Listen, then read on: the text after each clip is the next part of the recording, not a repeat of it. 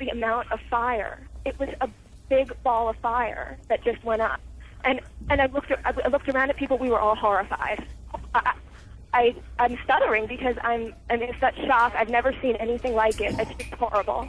And of course, this is real cause for concern because the World Trade Center is one of the busiest office buildings here in New York with hundreds, perhaps thousands of workers New York State Governor has his office, New York City office there. Several thousand and of course, given the time that this has happened, it's only probably appropriate to surmise that people might have been in the building. And you know, we've seen stories in the past where planes have hit buildings, small planes, and it would be hard to imagine that a small plane could create that kind of hole in a building like the World Trade Center and create the damage on the other side of the building from the sheer impact. Small planes tend to crumple and then fall down the building. Again, we haven't talked to anyone who's close to the base of the building, so we don't know what kind of debris or wreckage. Yes, go ahead, Jennifer. I'm sorry, I'm just talking to a police officer right here, and he says yes, he heard it was a plane.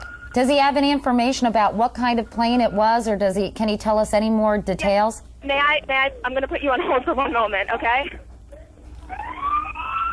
Just to recap, if you're just joining us, you're looking at dramatic pictures of New York's World Trade Center in Lower Manhattan, where a short time ago we are told that a plane crashed into the upper floors of the westernmost tower. You can see a gaping hole. That is on the north side of the building, and you can see residual damage on the west side of that building, and obviously fires are burning right now in the World Trade Center. Tall buildings have had a real problem here in New York. There was, back in the 40s, a plane hit the Empire State Building. In the 60s, a helicopter crashed on the top of what was the Pan Am building, now the MetLife building. So right now we're getting information, Al, that it was a small commuter plane, and of course we'll let people know as soon as we have more information as to what actually caused this, and of course on everybody's mind who might have been hurt as a result of this terrible, terrible incident. We're going to be talking to more eyewitnesses coming up in just a few minutes.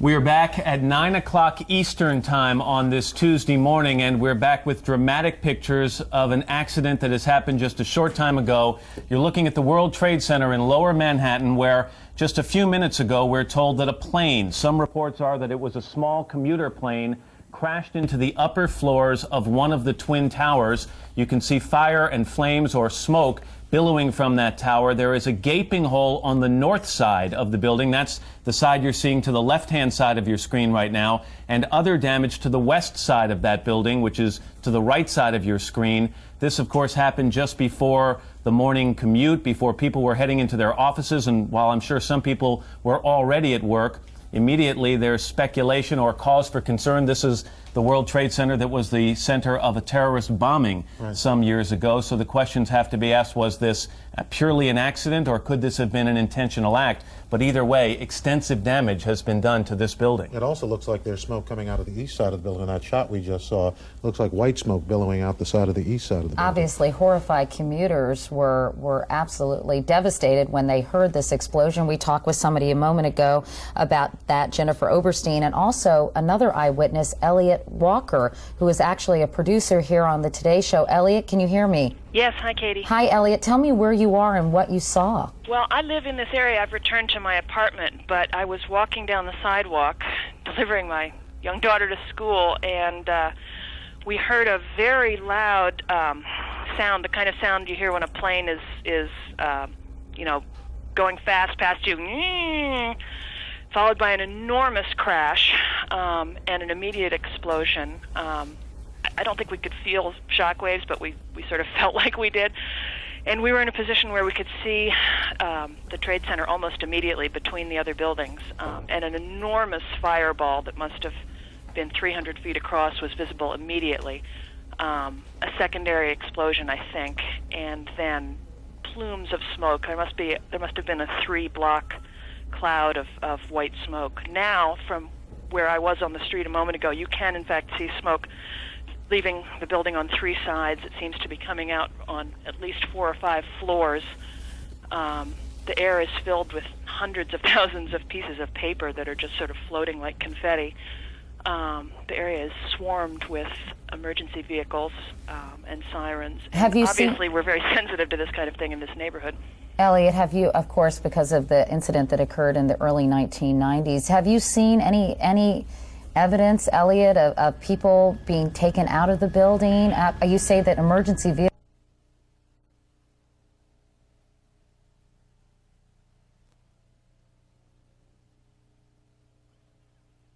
Something else just hit. A very large plane just flew directly over my building, and there's been another collision. Can you see it? I can see it on the shot. Oh my! Something else has You know what? and We that just looked more saw like a plane 747. circling the building. It is in the other building. We just saw a plane circling the building a second ago on the shot right before I that. think there may have been another impact. Can you tell? I just heard another very loud bang, and a very large plane that might have been a DC-9 or a 747 just flew past my window, and I think it may have hit the Trade Center again. To be honest, Elliot, I didn't get the impression that it was that big a plane. It looks big from here. I did see a plane go by a second ago, though, and it has now impacted the building. I'm trying to see if it's the different tower. I think it may have been. I believe the tower. first one was World Trade Center 1, and it looks, from what I'm seeing on the television, like it may have been We're going the to second see. building. This is a piece of tape, and we may actually see another plane enter the picture here in a second. I wonder if there are air traffic control problems. Let's go back to Jennifer Oberstein, who was talking to a second ago. Jennifer, did you see this happen? Hello, Did you Jennifer? just see this happen, Jennifer? Matt. I've never seen any. It looks like a movie. I saw a large plane, like a jet, go immediately headed directly into the World Trade Center. It just flew into it, into the other tower, coming from south to north. I watched the plane fly into the World Trade Center. It was a jet. It was a very large plane. It was going fast. It went past the Ritz-Carlton Hotel that's being built in Battery Park. It flew right past it, almost hit it, and then went in. This is so shocking, of course, to everybody watching. I've never seen anything like it. It literally flew itself into World Trade Center. Obviously, now we move from what appears to have, there it is right there. Again, I'm looking from south to north, and it went into the one on the right. That appeared to be at least a 727. We saw it a second ago. Here comes the videotape that we just showed you. You will see what appears to be a large plane. It could be a 727 right there, maybe even bigger, flying right into the side of the World Trade Center. It was at least a 727. It was a jet. I couldn't believe my eyes watching it right above me. And now you have to move from talk about a possible accident to talk about something deliberate that has happened here. We're going to immediately check with air traffic control in the area to find out if they had contact with either of these planes before the accident, but what we've just seen is about the most shocking videotape I've ever seen. What are the odds of two separate planes hitting both towers? Elliot, are you still there? Hello? Elliot? Yes, I'm still here, Katie. So, Elliot, what can you see right now from your perspective? I don't think face it in was that too direction. I light can't to- see anything personally. It is completely impossible to understand why this is happening and to figure out what in the world is going on. I think we have to be grateful Ali that the first Eberhard. plane hit before 9 a.m., but it's now after 9 a.m., and I just wonder how many people A were in lot of those those offices. buildings fill up. Well, hopefully that they were evacuated following the first incident, and we can only hope that there was a very short period of time from when we first learned about this was probably about 8:50 Eastern Time. This second incident occurred about 9:05. And so obviously that would be a short amount of time to get people out of the building. Ali Eberhard is another witness who is on the ground. Ali, can you hear me? Yes, hello. Please tell me what you're seeing. Well, I live in Lower Manhattan. I face the North Tower, the north side where the first plane crashed into the building. And right now, there's a lot of chaos on the ground, a lot of emergency vehicles. Everyone from the World Financial Center has exited and is walking north up to Battery Park North. There's just mass and mass of people walking north uptown of Manhattan. I happened to look on the first tower, and I actually saw people waving where the first plane crashed through, and then it was unbelievable seeing this second jet come crashing into the second tower. What is going on? And unfortunately, here in New York, many of our stations cannot see this, local stations, because the antennas are on the World Trade Center. They're backup towers on the Empire State Building. but communication, television communication in New York City is probably pretty much knocked off the air. I just want to say something. We're looking at a picture here where it appears, because of the angle, I think, that the towers are leaning, and I don't think that that is actually the case, because after the first impact, it looked as if it was the right-hand tower was leaning, and now somebody is saying, we're getting a witness saying they are leaning actually right now, which will give you an idea of the type of impact we're talking about. And that perhaps they're buckling under the force of the collision or the hole that's resulted from these two planes. We're going to go to George Shea right now, who has also witnessed both or one of these collisions. George, can you hear us? I can hear you. What did you see, George? Yeah, well, I was in a car driving up, just gotten out of the Battery Tunnel, driving north on West Street when an enormous explosion happened. And I think it was larger than a construction explosion. I looked out the window, and what appeared to be an enormous tire smashed into the ground, and I believe it hit the car to the right of me. And it was just so scary, and there was also a ton of debris fall. And I jumped out of the car and I ran south away from the building because I thought there would be further explosions. And have you seen anyone injured on the ground, George? A man next to me was actually hit by a piece of debris in his arm, and they said that someone had been badly hurt in a car ahead of me. I'm not certain if it was the car next to me, and I can't verify that. All I can say is that a lot of debris was falling. It was very confusing because everybody, I think, immediately assumed that a bomb had exploded, and that sort of had people thinking that further bombs may explode. So there was sort of a rush away. Did you see, George, the second plane, that jet, fly into the other twin tower? I heard two explosions, however. There was a first explosion that was louder, and then a second explosion, and but I could not see that, and I looked up, and when I looked up, I saw debris falling, and the tire, as I said, a very large tire. Well, of course, this is, as we've said, completely shocking video and a shocking turn of events, and we've been talking here that the first incident, one might surmise that it was some kind of accident, and then to have a second, what appeared to be 727 jet, of course, the question of terrorist activity has to surface, and the question of whether this was an intentional terrorist act of some kind. You know, keep in mind that we're in an area here where there are three major airports. You have Newark Airport, Kennedy Airport, and LaGuardia Airport, all within several miles of the World Trade Center. You know, it's very unusual for a plane to get into this area without being completely tracked or identified by air traffic control. So you would have to imagine that, A, if this plane were headed right for the World Trade Center, there must have been someone trying to talk or communicate with that pilot, and for it to fly right into the side of the building. Well, the smaller plane you can understand almost, but a jumbo jet, a large jet, completely.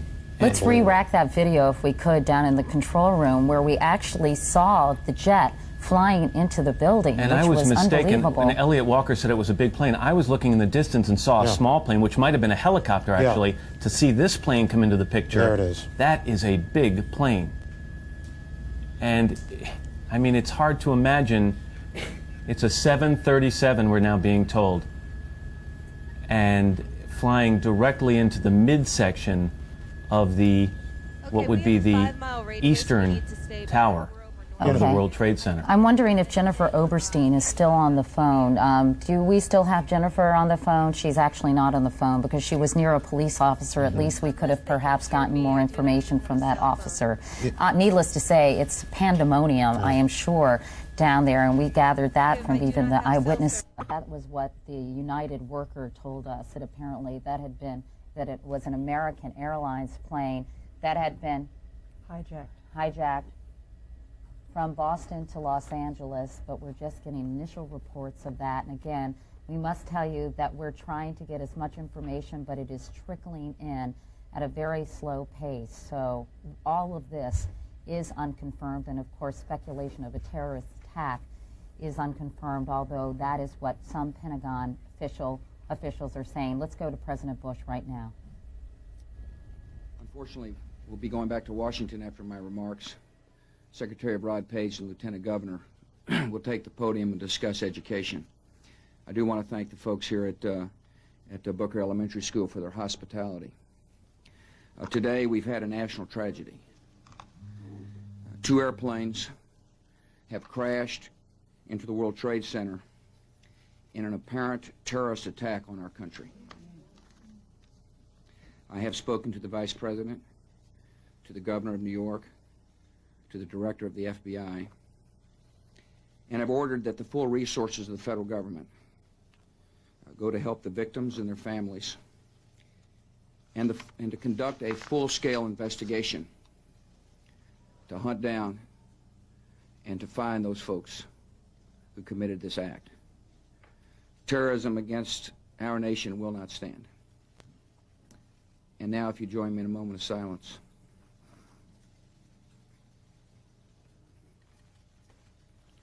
May God bless the victims, their families, and America. Thank you very much. No.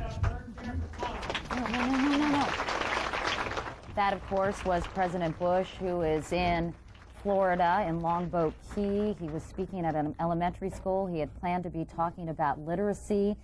Obviously, he had to change. He mentioned that this is an apparent terrorist attack. He is traveling back to Washington. He said that he had spoken to the governor of New York as well as the vice president, that all the resources will be brought to bear by the federal government to determine who did this and who was responsible for this terrible, terrible event. And then, of course, it was followed by a moment of silence for the victims.